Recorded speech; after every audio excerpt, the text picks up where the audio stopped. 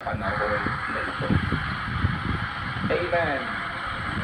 Ang ikaapat na significant ng numerong 41 ng kapatid ay entering to promised land. Ang ikalima, mga kapatid, 1 Samuel chapter 17 verse 16. For 40 days the Philistine came forward every morning and evening and took his son. Noon ay 40 araw nang hinahamon Goliath ang mga Israelita. Anong istorya, mga kapatid? Panahon ito sa aklat ni Samuel.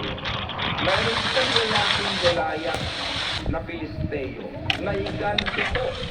At ang lalaking ito 40 araw na hinamon ang mga anak ni Israel sa pamamagitan po ng